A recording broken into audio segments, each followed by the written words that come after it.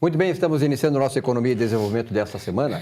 Lembrando para você que, segundo aí os meteorologistas, nós vamos ter na semana que vem, ou seja, o programa está indo esse inédito neste domingo, amanhã nós temos reprise, enfim, aí vocês vão ver os horários de reprise do nosso programa aqui, tanto aqui quanto na região metropolitana e no litoral norte. Nós temos audiência muito qualificada, inclusive agradeço muito Capão da Canoa, tem uma audiência muito grande no programa, pessoal de Capão Novo também, um abraço e muitos daqueles amigos meus que hoje estão, curtindo as suas férias ou curtindo a sua aposentadoria, estão lá em Capão Novo ou Capão da Canoa, uma audiência muito grande de vocês aí, muito obrigado. Então, segundo meteorologistas, vamos ter nesta semana um pouquinho mais de frio, mas segundo eles também vão ser os últimos dias de frio deste ano de 2017, que na verdade, no fundo, nós tivemos apenas uma semana e meia de muito frio, depois foi praticamente primavera, verão.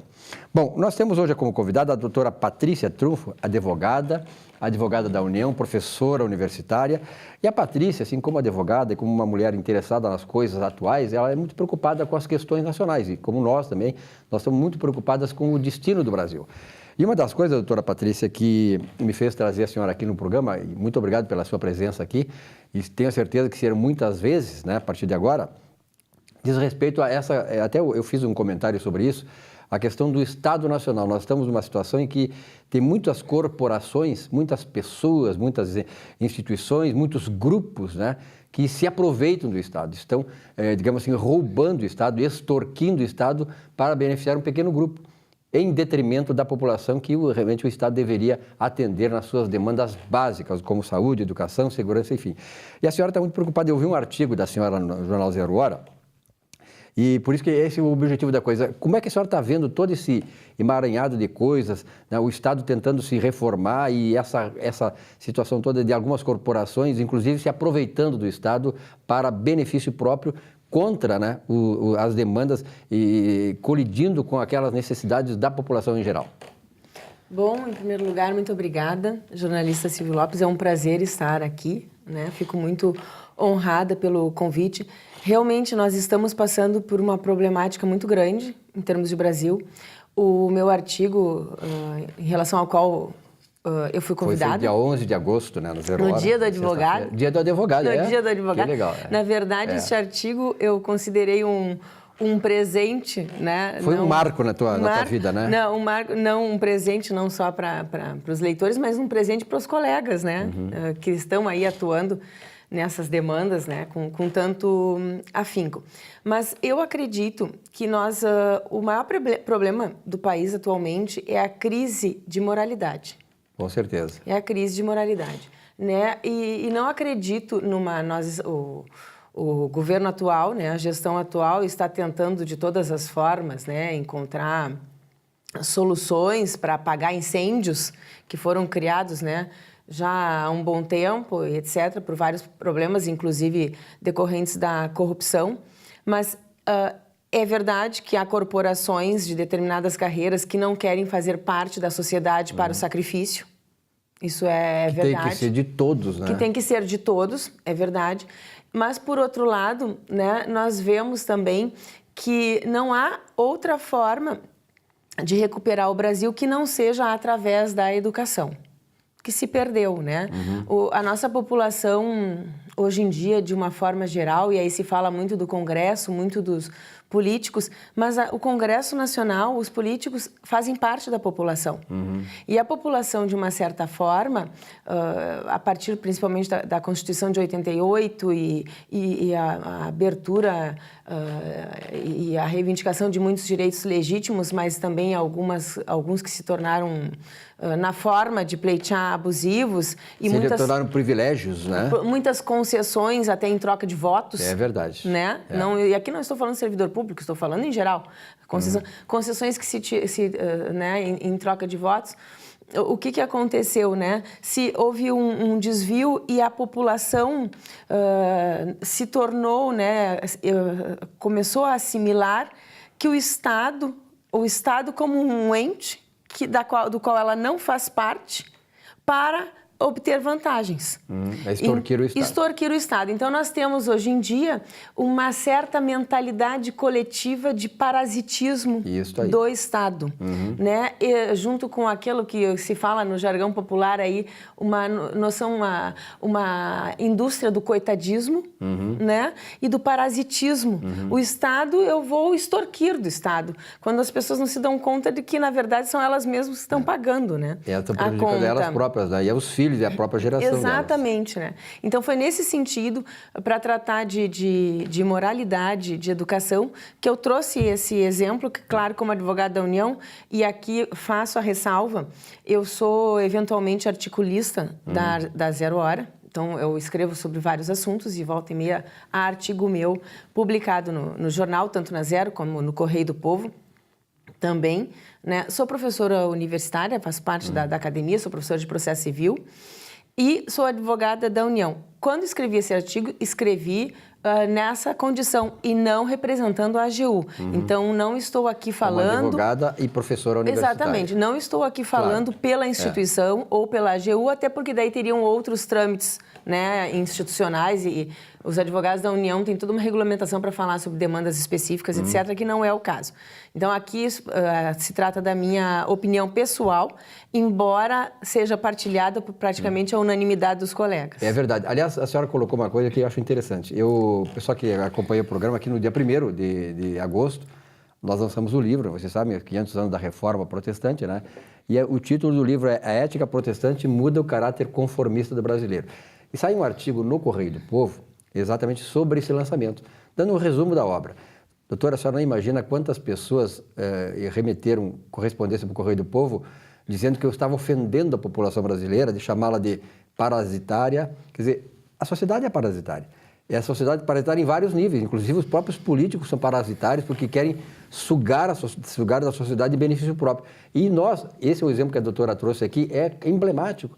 Nós também fazemos a mesma coisa no âmbito individual. Nós queremos tirar vantagem. Então, esse é o parasitismo, esse é o coitadismo de uma sociedade que tem que despertar para ela ser protagonista da sua própria vida. Foi exatamente esse o sentido do livro, porque, na verdade, a Reforma Protestante, eu não vou dar uma aula aqui, mas só lembrando, a ética protestante trata exatamente disso. Tanto é que Max Weber, na obra A Ética Protestante e o Espírito do Capitalismo, que também foi uma fonte da minha consulta, defendeu isso, quer dizer, o espírito protestante está no capitalismo, nas pessoas que têm ambição para vencer na vida. E não ficar como é a sociedade brasileira, a maioria da sociedade brasileira, inclusive a sua elite política e empresarial, que fica mamando nas tetas do Estado. Por isso que nós não temos dinheiro nem sequer para pagar salários.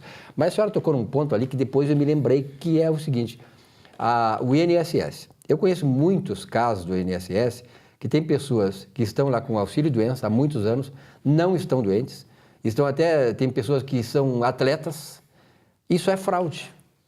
A senhora não acha? Com certeza. E há milhares. Milhares nessa condição. E em relação a essa... A senhora colocou, inclusive, na corporação militar aqui, né? Nossa corporação militar. Mas, na verdade, o que eu abordei aí é o Exército, as Forças Armadas como vítima. Sim. O que acontece, né?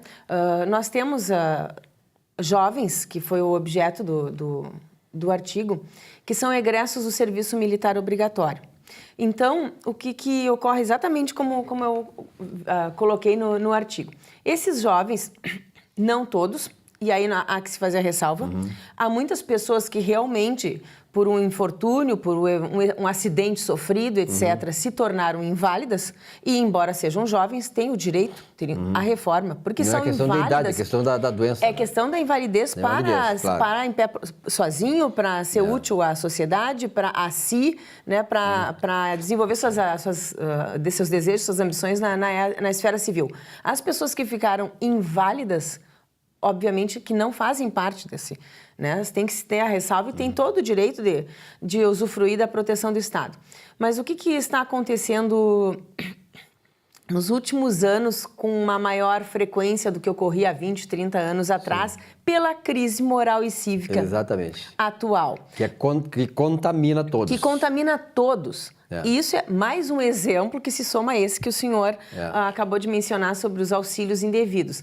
Os jovens, alguns, né, mas muitos, e aqui o Rio Grande do Sul é o estado que alcança mais do que o dobro dessa situação em relação à média nacional. Nossa, olha, mais do que o dobro, é verdade. Rio Grande do Sul. E aí eu me lembro o seguinte, nós sempre queremos ser, né, tá nosso hino, né, exemplo a toda a terra.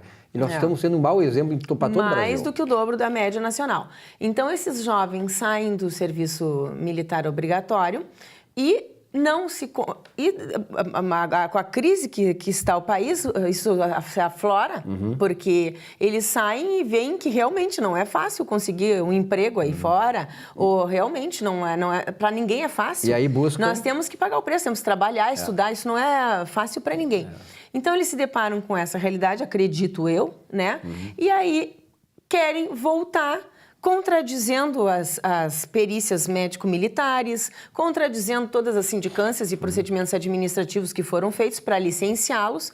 Eles ingressam na justiça contra, né, a União Forças Armadas, buscando reintegração com consequente reforma aos 20 anos, aos 19 anos, aos 25 anos. Para ficar parasitariamente usufruindo de recursos do Estado. Exatamente. E aí, por lesões que, evidentemente, não incapacitam ninguém para o exercício do trabalho na vida civil. Então, são pessoas que torceram o joelho num jogo de futebol, que tiveram... são vários casos. Caminhando, tiveram um entorse no joelho. E muitas vezes esses acidentes, jornalista Silvio, são assim nos domingos, em dias feriados. A hora do lazer, né? Hora do lazer, a hora que vai fazer o lazer. E aí buscam esse direito à reintegração e consequente reforma. Se isso é concedido a uma pessoa que é saudável, a consequência é mais grave do que do auxílio-doença. Porque o auxílio-doença indevido, que é um dos exemplos... Né, sim, claro. O auxílio-doença indevido, aquele auxílio atinge aquela pessoa, especificamente. Não vai se transferir a terceiros. Agora, o senhor imagine... Uma corporação dessa. Agora, o senhor imagine um jovem de 20 anos que entrou judicialmente buscando uma reforma indevida e por alguma sorte obteve. Esse jovem, ele passa a usufruir dessa aposentadoria qualificada aos 20 anos. Dali a 50, imagine a situação, dali a 50 anos ele tem 70 e casa com uma mulher de 40. Aí fica para ela. E transfere o benefício. Com todos os benefícios decorrentes de FUSECs e atendimento, etc. E depois, vai passando o tempo, vai incorporando isso, incorporando aquilo. Incorporando, porque tem os dependentes, etc. Aos 20 anos. Então, essa é a questão da qual eu tratei em relação aos que realmente nós vemos. E antes, eu até já queria ter escrito este artigo há um bom tempo, mas não tinha escrito, porque nós vemos na vida civil, nós vemos casos assim de jovens que pedem reforma porque estão com um problema, ficaram com uma lesão no ombro. Aí o senhor vai ver na vida civil, eles são tropeiros, estão galopando a cavalo, segurando a rédea justamente com o ombro que tiveram a lesão. Né? Outros jovens que tiveram problema, 80% é de origem de traumatologia, que tiveram problema em joelho, etc. E o senhor vê jogando vôlei na beira da praia, fazendo trilha em Machu Picchu, etc. Agora, isso porque de repente não confiavam na atuação da advocacia pública, né? E então deixavam essas fotos. Agora, de uns tempos para cá, se deram conta de que realmente há uma atuação do advogado público na defesa do Estado, ou seja, da população, né? Há uma atuação e então estão, de um modo geral, sendo instruídos e se dando conta e eliminando as imagens de Facebook, de redes sociais. Então, não conseguem mais... Eles se denunciavam, Para se denunciar, exatamente. Mas aqui, falando de moralidade, mesmo que se consiga enganar, né, o Estado e não se consiga, se tem uma dificuldade maior depois em se buscar esses elementos, a sociedade que convive com eles, e é nesse sentido que eu falo, a questão da crise da moralidade, os seus parentes, os seus amigos que estão convivendo com aquele jovem, com aquela pessoa saudável que está ali reintegrada, recebendo o soldo e depois pode vir a ser reformado no bolso deles. Pessoas muitas vezes deficientes físicos que estão trabalhando, pessoas de mais idade que estão trabalhando para pagar essa conta. Então, porque é aquela mentalidade assim, né? Ah, eu vou lá, eu vou enganar o governo e tal. Não, não é o governo que está enganando. Porque quando nós fazemos a defesa do patrimônio público, do interesse público, nós estamos fazendo a defesa do Estado. Com certeza. O patrimônio público é contribuinte, a sociedade. O governo não paga nada. O governo não paga nada, o governo faz a gestão, né? Quem paga é o contribuinte. É essa falta de noção cívica que existe hoje em dia. O proprietário do patrimônio público e quem paga essa conta somos eu, o senhor, os parentes, os amigos dessas pessoas que, de repente, indevidamente vão buscar algum benefício que não teriam ou vão buscar moralmente alguma demanda direito. do Estado que não está conseguindo ser atendida exatamente pela falta desse dinheiro que está saindo desse ralo. Agora, isso aí é uma coisa, assim, doutora, que a gente que estuda muito aqui, eu digo, eu não sou cientista social, mas como jornalista, economista, eu tendo viajado muito, a gente começa a tentar entender o Brasil. O Brasil é uma sociedade muito permissiva e parasitária. Permissiva, porque nós permitimos tudo. Quer dizer, como a doutora falou, assim, ó, tem parentes, pessoas amigas dessas pessoas, que sabem que aquilo é irregular. A questão do Bolsa Família, por exemplo. Eu tenho nas minhas relações, eu me dou com muitas pessoas de todos os níveis, pessoas que deixaram de trabalhar só para ganhar Bolsa Família. Quer dizer, elas deixaram de fazer a sua própria vida, ser protagonista da sua própria vida, para viver de caridade do governo. Quando está tirando, por ela ter uma condição de ela mesma buscar a sua condição de vida, está tirando esse benefício de uma pessoa que realmente teria necessidade disso. Então, essa é a sociedade que nós temos no Brasil. Isso que nós temos que mudar. E como a doutora Patrícia falou muito bem, essa onda de imoralidade está contaminando as pessoas.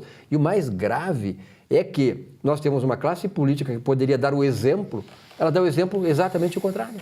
É verdade. E aí, qual é a saída? Pois é, e no que o senhor comentou, não vivendo de caridade do governo, vivendo de caridade da sociedade. Da sociedade. Quando porque eu digo governo, é a sociedade. Não paga a conta. Exatamente. O governo tira da sociedade. Elas não enganam. Na verdade, quando essas pessoas não estão enganando o governo. Porque o governo são pessoas que fazem parte, estão gerindo. E o governo é mantido pela sociedade. A sociedade que faz a riqueza. Elas estão enganando a sociedade. A si próprias. Exatamente. Aquela pessoa humilde, como dizem, nós trabalhamos 5 meses e meio por ano só para pagar imposto. Aquela pessoa humilde que vai lá e compra um saco de arroz e feijão e paga uma carga tributária violenta em cada saco de arroz e feijão, essa pessoa está pagando, sem ter condições de ficar fazendo esse tipo de caridade indevida, sem ter condições de opinar se quer fazer essa caridade indevida. Porque quem faz essa caridade indevida, como o senhor falou, é a população em geral, né? E aí, independentemente da classe social, todos pagam muitos impostos, etc. É a população em geral que não está opinando se quer fazer essa caridade. E o que me impressiona mais também, em relação a esse exemplo, jornalista, é que se esses jovens ousam, né, buscar esse tipo de... E não estou generalizando, claro. Eu ressaltei. Há pessoas que realmente ficam inválidas por alguns acidentes, etc. Mas esses jovens que buscam esse tipo de benefício, eles ousam, né, fazer isso se utilizando, indo contra as Forças Armadas, porque as Forças Armadas sempre são consideradas, e eu considero, uma das, e atualmente mais ainda, uma das poucas, claro, ninguém é santo e há problemas em todas as instituições, mas uma das poucas instituições de respeito, credibilidade sérias desse país. Aliás, é o último recurso que nós temos contra Se esses jovens conseguem ousar mentir, mentem vergonhosamente, é só olhar a vida civil deles, a gente se vê buscando nas Forças Armadas, né? As Forças Armadas, união, mas vítimas nesse caso. O senhor imagina a população em geral, porque as Forças Armadas, como forças de defesa, sempre foram muito respeitadas. Então, há um desrespeito a elas aí, né? E por consequência, ao Estado. Hoje, eu diria até que, guardadas as proporções, as Forças Armadas estão hoje muito mais prestigiadas, são muito mais respeitadas pela população do que o Supremo Tribunal Federal, por todas essas coisas que o Supremo tem feito aí, de algumas coisas que eu acho que não deveria se meter, está se expondo demais, enfim. Então, eu acho que as Forças Armadas ainda mantêm essa respeitabilidade, até porque, constitucionalmente, é o último recurso que nós temos contra certas situações que, de repente, pode acontecer no Brasil, como está acontecendo, por exemplo, na Venezuela. Tá? Então, essas coisas temos que levar muito a sério. Exatamente. E aí o senhor vê, com tudo isso, né? Porque nós sempre tivemos, Forças Armadas, etc. A gurizada não tem o menor, né? Não interessa se é, nós vamos buscar mesmo que seja através... meu direito. Né?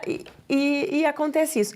Então, realmente é uma situação bem problemática, há várias facetas. O senhor imagina também, há milhares de situações aí. Imagine a possibilidade de um jovem de, por exemplo, 19, 20 anos, que por um infortúnio, jovem militar, que por um infortúnio falece, morre. Muito bem, um jovem de 19, 20 anos. Há casos e situações em que há meninas que são namoradas, etc., que vêm também entrar contra a União, as Forças Armadas, buscando a pensão porque são companheiras. Então, seriam que passariam a receber uma pensão aos 19 anos. E fora aqueles casos de militares... Começaram a namorar na infância. Exatamente, era o regulamento, né? Que são o militar alegações, vai passando de geração para geração o soldo do militar. E a gente pagando.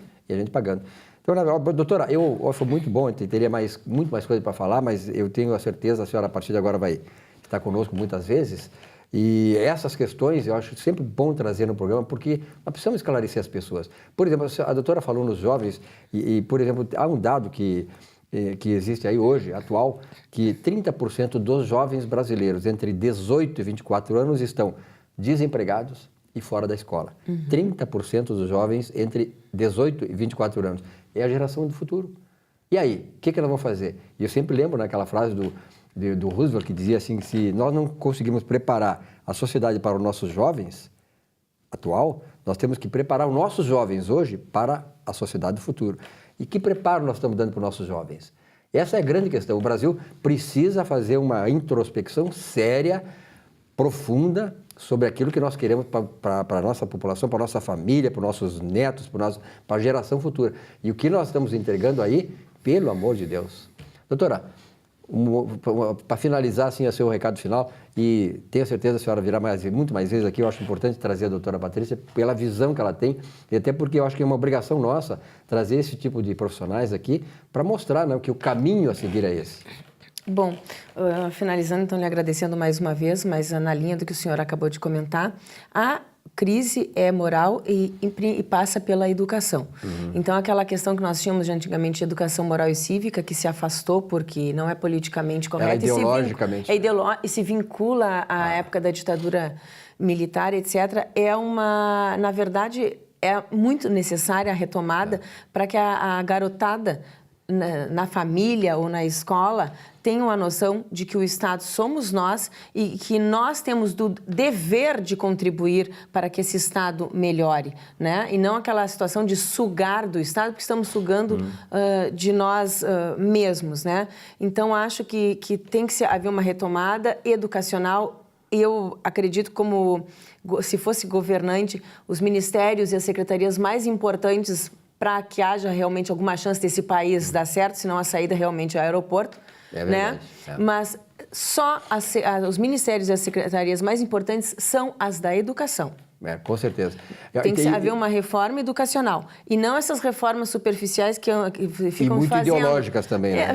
Então, nós mudamos o nome. De primeiro grau vira ensino fundamental, de segundo grau vira ensino médio, se dá cota e bolsa, está tudo resolvido. Não. Isso tem que ser uma questão de sustentação, de conteúdo. Não é possível que uma criança... Minha filha está em escola particular no segundo ano, lendo perfeitamente textos complexos, aprendendo plural, sinônimo, antônimo, feminino, papapá. E as crianças da escola pública no terceiro ano nem alfabetizadas muitas vezes estão. Verdade.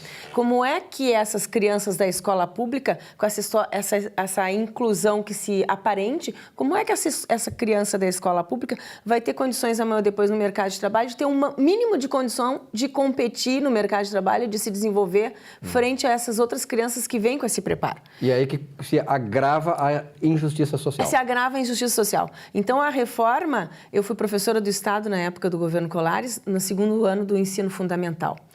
Então, não faz tanto tempo assim, jornalista. As minhas crianças, no Beco dos Cafunchos, eu tinha 100% de difícil acesso. Era um horror onde ficava a escola. Bom, as crianças naquelas condições de penúria, quase. Pois os meus alunos do 2º ano tinham que vir alfabetizados do 1º. E eles vinham alfabetizados. Eu não ensinava as crianças a ler. Elas vinham alfabetizadas. Aí agora com essas reformas... Então, como tem que haver uma reforma educacional e a retomada de uma certa educação cívica na escola para realmente traduzir para a população o que é o Estado. Com certeza. Uma coisa é defender ditadura, como foi a ditadura militar, e outra coisa é defender valores perenes da civilização. Eu sempre digo assim, as grandes civilizações, começando lá que a primeira foi a egípcia, depois foi a civilização grega, helênica, enfim, babilônica, todas elas tinham valores que preservaram. Apesar de, por exemplo, a própria queda do Império Romano, os valores permanecem, os valores são perenes. E as pessoas acham que, agora porque eu sou governo, eu vou trocar tudo. Não. Então, nós precisamos, e a doutora falou muito bem, mas 100% verdadeiro isso, nós precisamos de uma lição de civismo, adorar a nossa pátria, querer o melhor para a nossa pátria. E quando nós queremos o melhor para a nossa pátria, nós começamos querendo o melhor para nós mesmos, para a nossa família, e isso passa pelos valores perenes da civilização. Doutora, muito obrigado pela sua presença aqui. Foi um prazer, eu lhe agradeço. Virei com certeza. Com certeza. Um rápido intervalo, nós já voltamos aqui com o nosso Economia e Desenvolvimento. Até já.